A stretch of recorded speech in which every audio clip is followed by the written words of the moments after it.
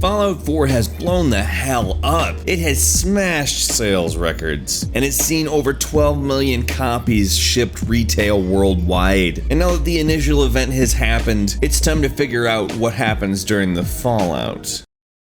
In this case, by that word, I mean the DLC. So today, gameranx wants to talk to you about what fans want in Fallout 4's DLC. I gotta put out a warning before we get started. This video is most likely going to contain spoilers. Now, because Bethesda obviously owes everything to their fans, 12 million copies is, well, a shitload of copies. They're going to be taking a different approach with this game's DLCs. They're going to specifically be considering player feedback regarding what they want in DLCs. And that obviously has fans on the internet buzzing, and I am one of those fans. Now, if you ask me, here's something that's an obvious pick for DLC. Nick Valentine. I mean, the guy operates a small detective agency out of Diamond City and dresses like synthetic Dick Tracy. It basically writes itself. Obviously, it would be fun to learn more about him, what he's generally been up to with his life. It just seems like it'd be a lot of fun to live for a while in the shoes of Nick Valentine. I mean, Nick is pretty much a typical film noir detective,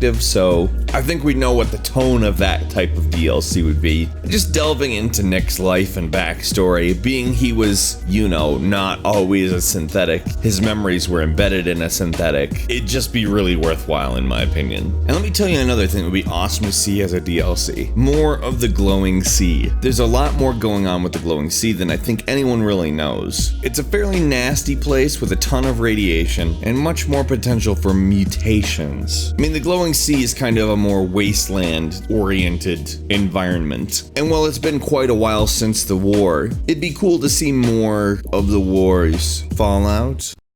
I mean, obviously the fact that basically everything is destroyed is kind of the fallout of the war, but still, the really direct stuff. Something that would just blow my mind is doing something involving the Chinese. Like, Fallout, for whatever reason, has basically been extremely America-oriented, probably because it sells best in America. But still, there's a lot more going on Earth. It might be interesting to at least explore something from China. Being they were involved in the war, it just seems like it'd be kind of really cool to see Fallout from the other side. Speaking of the other side, let's talk about the dark side of the moon. You know that building where you first meet up with the Minutemen, where they're holed up in that little town? If you do a little poking around, you'll find a mural that says, "From Lexington and Concord to the shores of Iwo Jima, from the Sea of Tranquility to the Anchorage front line, Americans have fought and died through the ages to secure our nation's freedom." The Sea of Tranquility is a really weird place for American soldiers to have fought for our freedom. And wow, do I want to know more about that. It's literally just a throwaway line on a mural. But can you imagine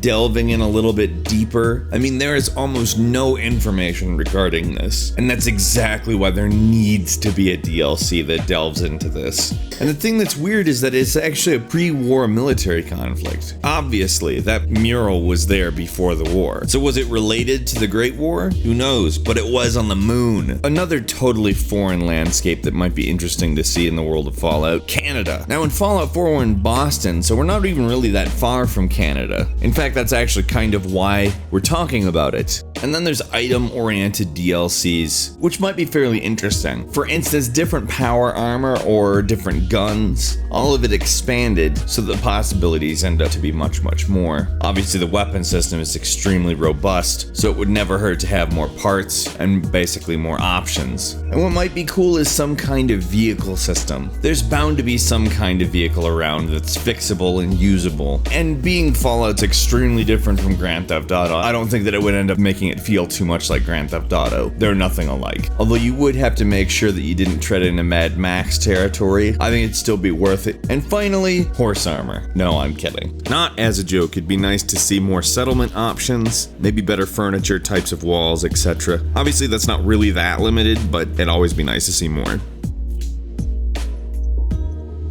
What would you like to see as a Fallout DLC? Leave a comment, and don't forget to click the like button. It helps us immeasurably. And if you haven't subscribed, now it is a great time to do so. We upload new videos every single day of the week, and if you subscribe, that is the best way to see them first. As always, we thank you very much for watching this video, and we will see you next time here on gameranx.